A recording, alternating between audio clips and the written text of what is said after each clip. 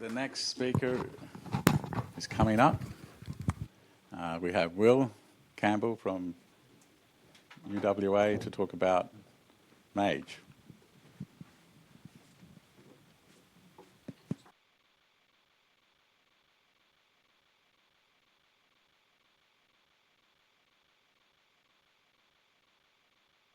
Is that working? Yeah, so that's the pointer. Sure. This is the pointer. If you aim it at the center first, it's somewhat calibrated. Okay, cool. All right, so I want to start by thanking the organisers. Being a humble Australian, being able to come here and speak at CERN is pretty cool. So thank you very much for having me. So as Tommaso touched on, I'm going to talk about an experiment that we've been running for a couple of years now and give an update on our bulk acoustic wave resonator experiment that we call MAGE. So this is a bit of an outline. I'll very, very quickly start with some motivation that we all should probably be familiar with. There's one kind of important point that I want to make on precision metrology as an experimental science before we get through. I'll talk a little bit about bulk acoustic wave systems. A lot of this has really already been said. And then I'll get into the experiment.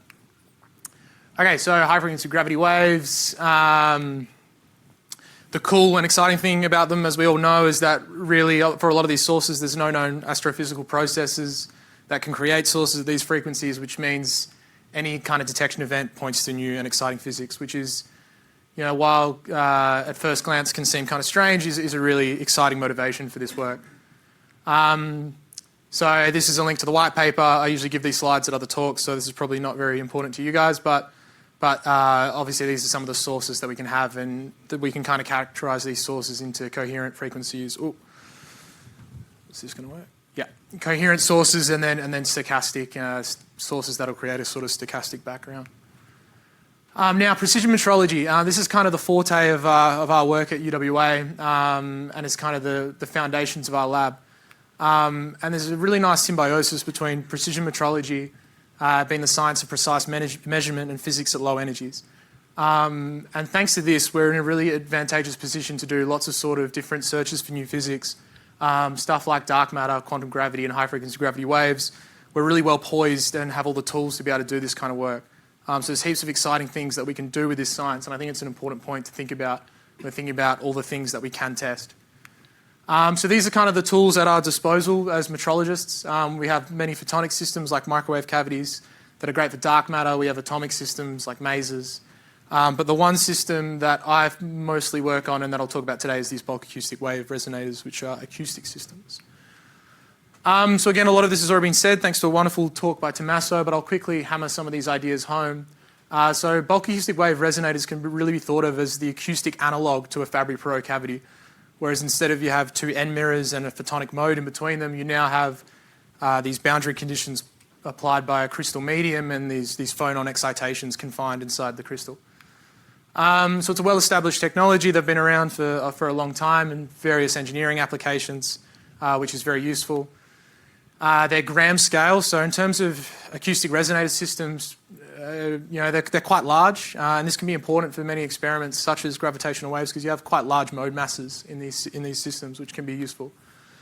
And they display extraordinarily high Q factors. So my supervisors, Mike and Maxime in particular, have done various studies of these systems at cryogenic temperatures over the years, and have reported some really, really exceptional quality factors when you cool these things down to cryogenic temperatures, thanks to minimising losses and engineering losses through design, but also through the inherent losses to the crystal medium. They also have really impressive short to mid-term frequency stability, which is why they've been such popular in various engineering applications over the years. So great for timing references and stuff like that. They're piezoelectric, so you have an inherent coupling mechanism built into the device. Any kind of strain applied to the crystal will generate a charge distribution on the surface, which you can then pick up with electrodes and couple to external circuits for measurement and readout. And they have a large density of modes that you can couple to. So not only do you couple to the fundamental mode, you can very easily look at higher order overtones.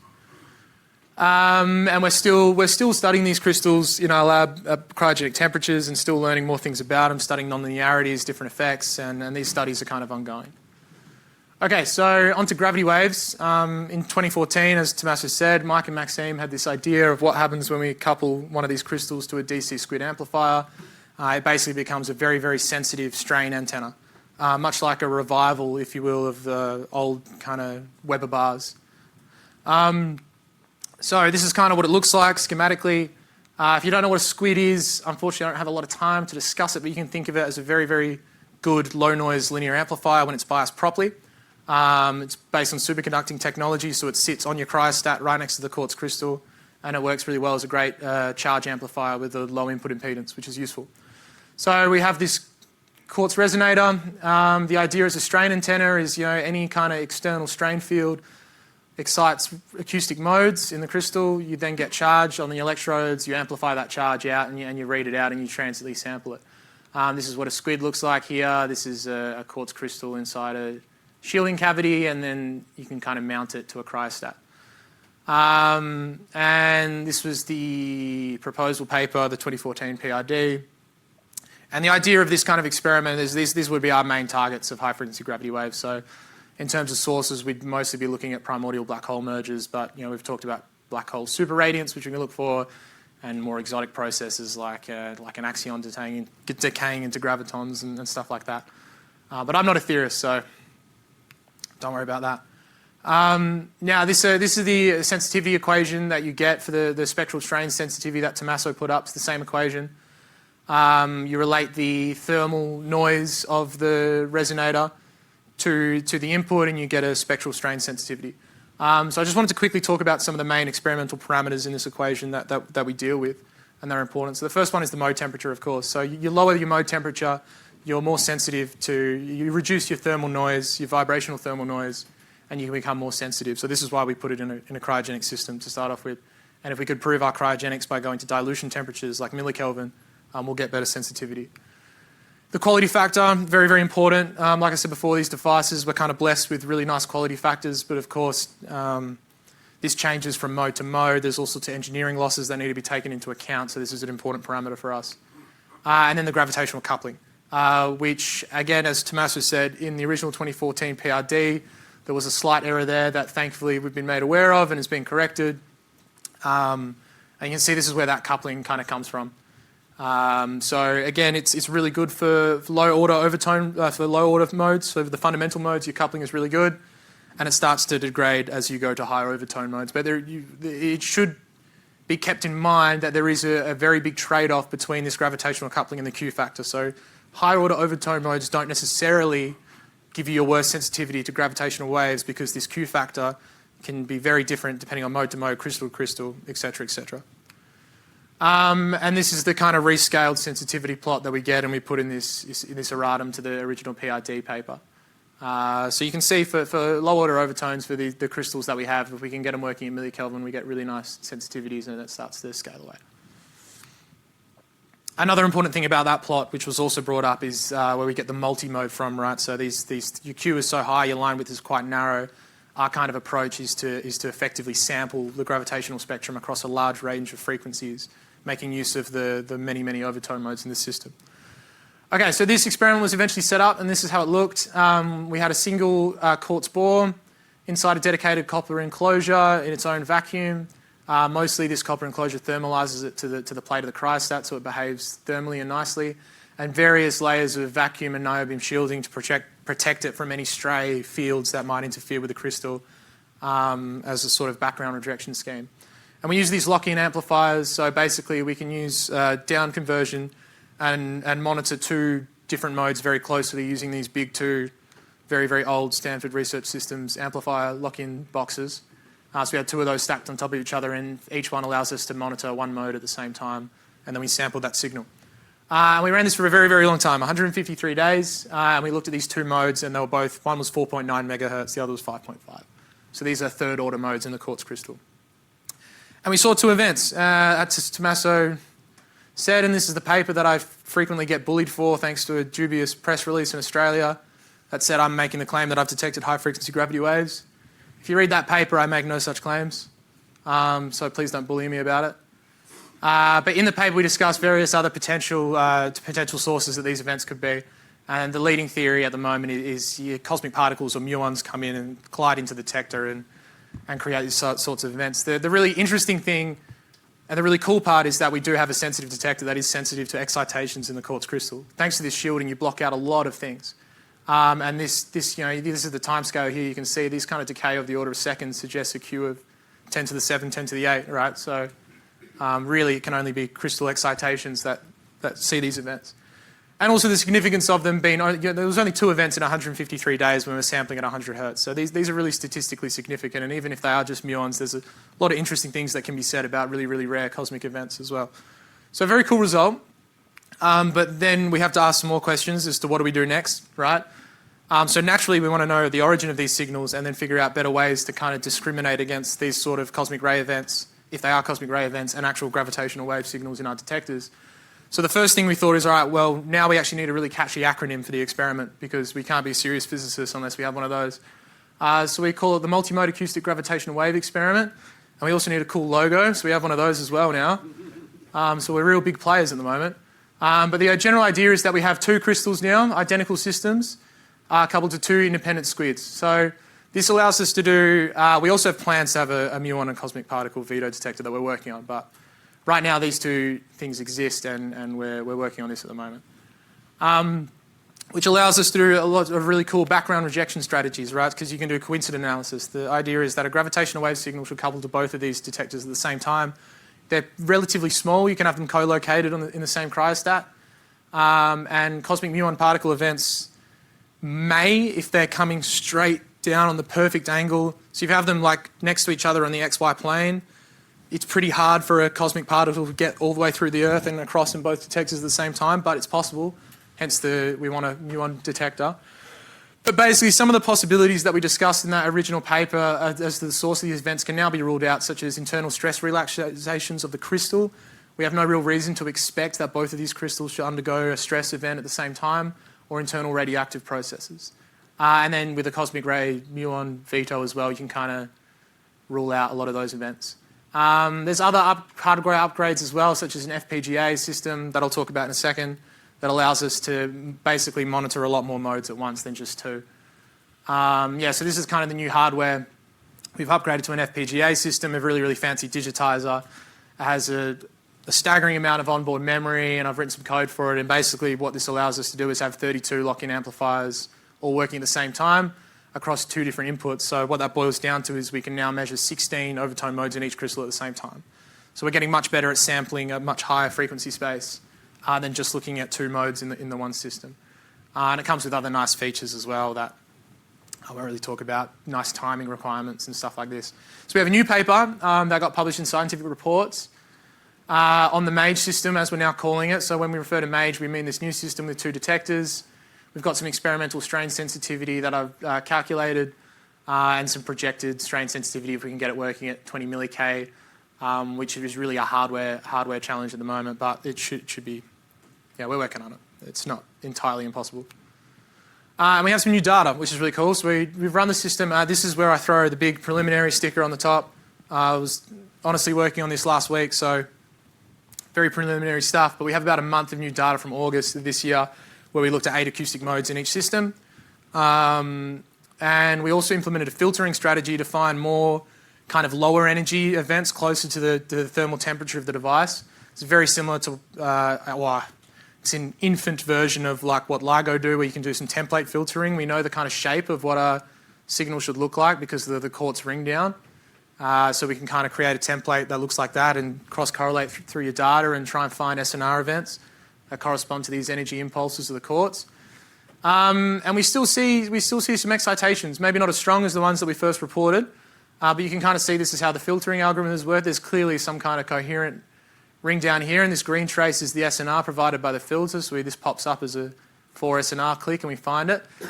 And then we do this for the whole data set, and we plot all these events, and we see they behave quite nicely and thermally, which is as you'd expect. You can fit a line to this energy distribution of your events and calculate a thermal temperature that the device behaves at. And this is actually, there's blue under here that you can't really see, but it's showing that basically both the 2 detectors are behaving very closely together, which is what you want. But the really, really cool thing about all this is that this entire histogram, no 2 events occur at the same time in both detectors. Of course, I took a 3 sigma threshold cut. It gets messy mostly just for trivial reasons, and also my laptop can't really punch that many events in. But you set some threshold, which we can set to 12 Kelvin, and no two events occur at the same time in both detectors at once. Which last night I was saying is really exciting, and then Andrew Grouchy made the point that it's not so exciting because you haven't detected gravitational waves, but it is exciting because you can start to make some cool astrophysical statements, right? We can actually make some exclusions. And again, I'm not a theorist, so don't bully me if I've gotten this completely wrong, but last night I was basically figuring out that from relating this back to the strain sensitivity, if we take the 5.5 megahertz mode as an example, you set a transient coherent time of your signal at a millisecond, which I don't know if that's accurate or not, but ballpark, let's say, and then you can use this data set to exclude PBH mergers to a distance of half a parsec, which is just about an astrophysical statement, which is really cool. So if you know anything else we can do with this data set, please let me know. Again, not a theorist. So stuff we're working on next, we're still working on a cosmic particle veto system. We're trying to find a supplier to manufacture a scintillator crystal for us, and we're looking at a couple of other solutions as well. Soon we're going to be running again, hopefully for much longer this time, with 16 modes in each crystal. And when we're investigating upgrading our squids to push to even higher frequencies. So right now, with the current squids we've got, we're limited to about 20 megahertz on the quartz. And that's just a limitation of the squid, not anything else. So it should be solvable. So we're investigating that, and then getting the device to work at milli-K, again, is mostly associated with other hardware that isn't the quartz, like trying to get the squid, a millikelvin squid, and a good readout. So that's all I have for everyone today. This is kind of our group, and here's my email, and this is the QDM lab. We've got a nice new logo now, so thanks very much.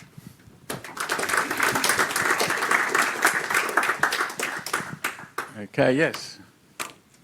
Going back to those glitches, Sure. what's the time difference between the two of them, and how Between the likely two of would them, it be? yeah, actually there's a couple of more interesting things I can say about those two. So the time difference was a couple of days, which is interesting. So Jeez. I'm not like, That's strange. It is strange. So 153 days. I think it was actually 2 or 3 days between the two strongest ones. There was a third one that we didn't put in that wasn't quite as significant as the other two. The other thing is I haven't done the filtering algorithm on this data set yet either. So there's potentially much, much, much more events similar to this in there that we'd be able to generate some statistics and eventually look I at. was thinking of coincidence coming from showers, cosmic showers. Yeah, exactly. So if That it was would a be very shower, I common, don't know right? of a shower that lasts of the order of days. I don't know if that No, is no, that. that's too long. Way too long. But yeah, nonetheless, interesting. You could, of course, go underground. I don't think you're planning this, no? Well, funnily enough, there's a new laboratory in Australia that's planning to put a dilution fridge underground, so that is a possibility for us, which is cool. It's the first experiment scheduled.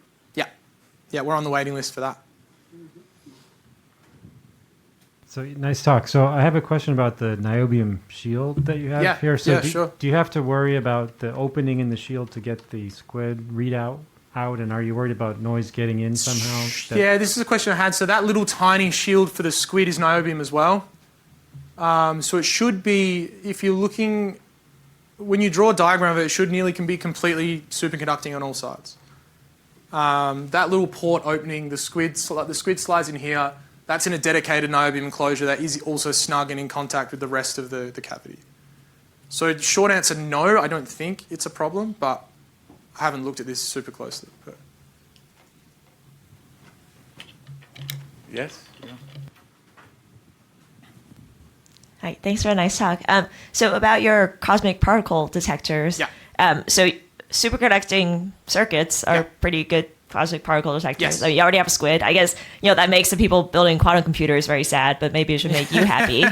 Yeah, pretty much. Can you just make a bunch of detectors? Yeah, the solution we came up with that we thought might be the cheapest was to get a big sheet of plastic scintillator and slide it onto the fridge and have that sitting at room temperature. We've also thought of SNSPDs, but I think that Arcady gave us this. we're actively investigating these solutions as well because it makes sense. If we can have a cryogenic And you can put it very close to and we your put it right next to the detector. experiment, it's very ideal. Yeah. There's some discussion or problems, I guess, with coupling your event onto an SNSPD and the surface area that you need to cover for it to be useful for this case and not just like single photon counting or like a quantum application. Right, so usually the surface area of these things is really quite small. but we want to capture quite a wide area to make sure that we capture all events that could possibly hit the quartz. Thanks a lot. This was great. I have a couple of questions on the filtering Sure. strategy. So there was a paper by Eric Train and Paul Lasky, right, where they discussed the possibility that you had detected gravitational waves, and their arguments for these not being gravitational waves were two, right? So first was that the energy density would have been too high. Yes, yeah. And so you would see it in a stochastic background. Yeah. But the second argument, I think it's more interesting because it applies also for future detections, which is if I detect a burst of gravitational waves at high frequency, I will see a low frequency 1/f signal in LVK, in the LIGO Virgo Kagra band. So this in principle helps you to restrict a lot the parameters you have to search for in your search, right? So you can exclude a whole bunch of parameters just because you know that something didn't appear in LVK. Yeah, no, that's a great point. Yeah. Okay. And sorry, and may I qualify on here? So if you have dynamical capture, that's not correct. You're not going to see that in LVK. Well, it's still extra information in some respect. No, but I was explicitly talking about you mean okay. No, I know what dynamic capture is, but okay. I think it's a source dependent statement, right? It's this memory effect basically, right? So I think it's a source dependent statement. Yeah, they had like a toy model for a Sangashan, but no, that's correct. But and the other question is, so I think you're assuming like a Gaussian stationary background for your search. Like, are you? So how close is to a Gaussian stationary background? The noise of the output, it's perfectly Gaussian until you plot those events. I think I actually showed. That's what the histogram That's shows. what the histogram was showing. Exactly the mode temperature.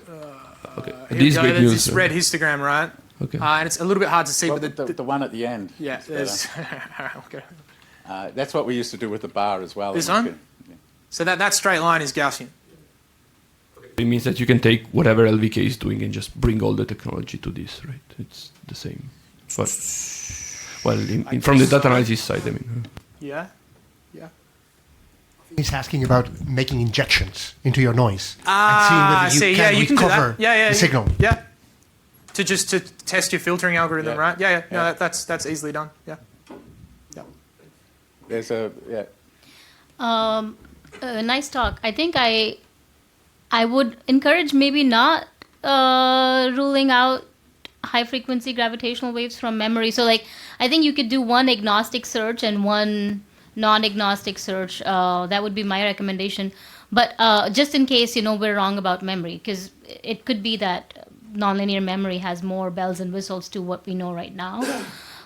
I have more experimental questions for you. So about these glitches, do you think that if you go to your co-located detector slide, what I notice is that your readout is still the same. So if your FPGA was somehow injecting glitches into your system. FPGA won't. No glitch from the FPGA can have a ring down in the order of a couple of seconds. Well, yes. If the glitch was happening in the FPGA and if it stayed in the FPGA, then you're correct. But if the FPGA glitch got transferred to your detector, then it becomes a rare event in both of these detectors. that would be a back action. That's possible. And so it would be like a glitch becoming a back action. Yeah. So I don't know if it's worthwhile making two different detection systems. So that you don't have it's difficult, correlations. right? Because the two squids have their own readouts. So you've got two different, completely identical but completely separate readout channels that are floating from each other as well. Except for when they go into your FPGA. Except for when they go in the FPGA. But what you're describing is the FPGA having a back action effect that goes through two separate amplifiers backwards. For example, like the clock in the FPGA could have a glitch, and then that clock glitch goes to both of your detectors. It's an interesting point. I think it would be exceedingly rare for that. I mean, from LIGO, what we're seeing is that these glitches are everywhere. And I think the more, since you're going through this trouble of making two of these, it might be better to completely separate them. Then you have the challenge of synchronizing the two different FPGAs to tell the time difference. Yeah, if we have the equipment available, I don't see why not. It's a good point. Yeah, what you can do is just monitor all the things that you might, all the systematics that might cause an event. And that's what we used to do in the old bar days. We'd monitor pressure, we'd monitor, some sort of the electronic signals to see if there was glitches and stuff like that. I'll just ask Mike to buy me another $40,000 digitizer. I'm sure he won't mind.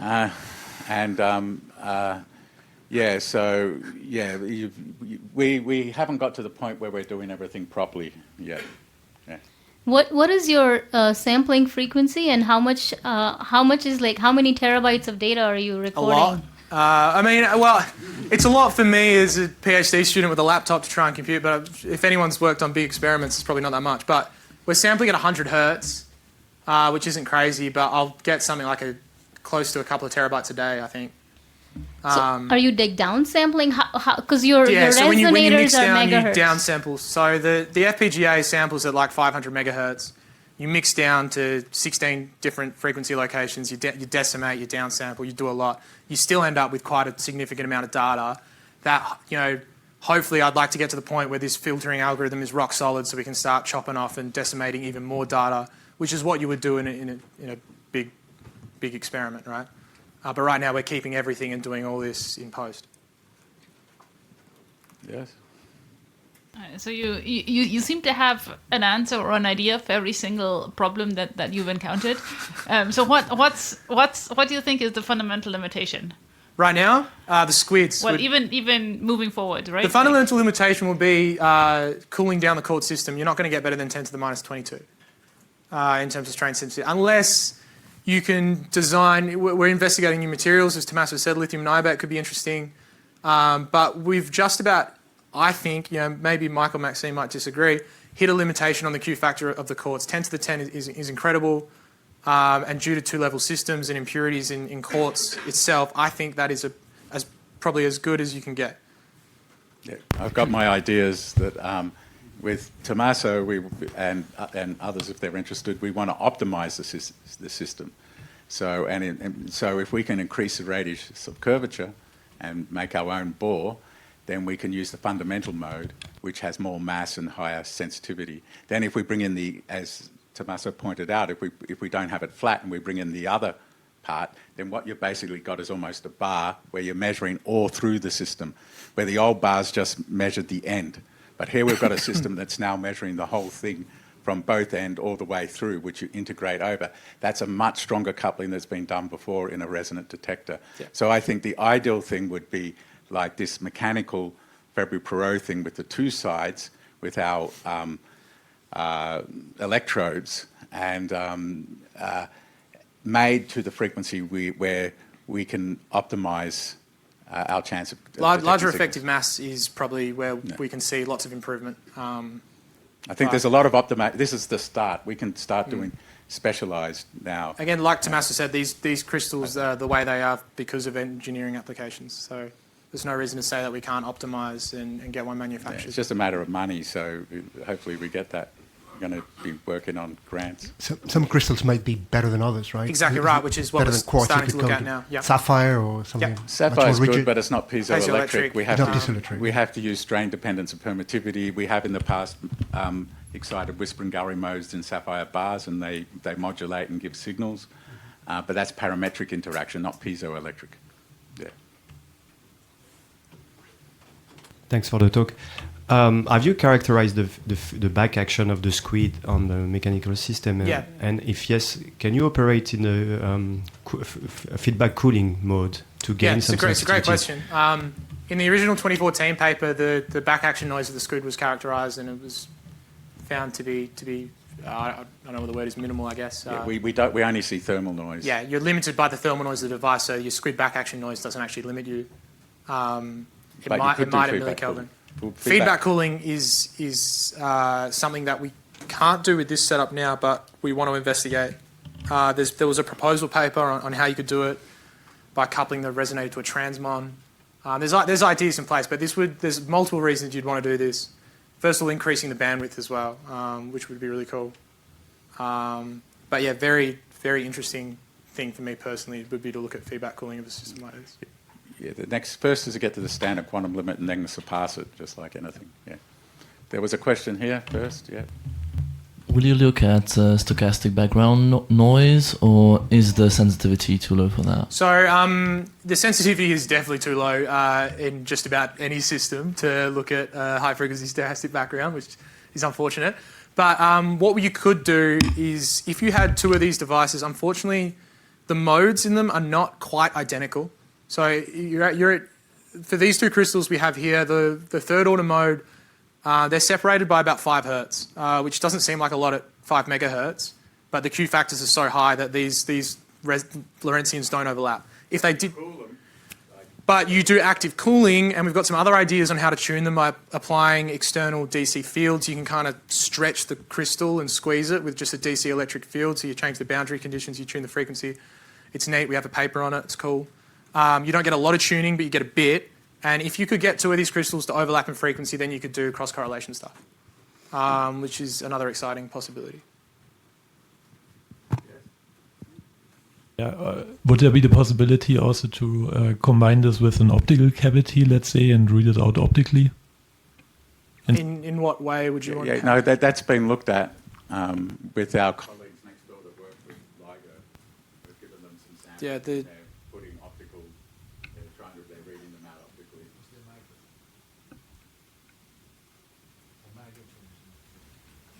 Oh, your microphone's not on, Mike. Oh, yes, sorry. Turn it off. Yeah. There's a great part. There's a LIGO group in our department run by David. I think it's still off. There's a LIGO group in our department that are looking into this. Sorry, Mike. I keep pressing the wrong button. I didn't quite understand about tuning the cavities to actually be on the same frequency. Mm-hmm. So, if I understood correctly, right now you have this 5 hertz difference. Yeah. So, are you worried about because you said, okay, you have this bunch of events, right? And then none of them happen coincidentally, and hence. Yeah, so I'm kind of assuming for PBH mergers that they're close enough in frequency that I should see something in both, right? Yeah. It would be a little bit more worrying as you go to higher frequencies. That difference kind of diverges a little bit, but it never gets bigger than of order of 1% of the frequency of the crystal. It's really only a problem for cross correlation. What would be a problem for something like a super radiant signal? Yes, or a coherent signal, it would be a problem. Yeah. But there's other things you can do, like time cross correlate a single data set from one detector to look for coherent sources anyway. So there's other strategies. Right, those are probably easier to find. You'd kind of just see it in your data. You should see a constant signal.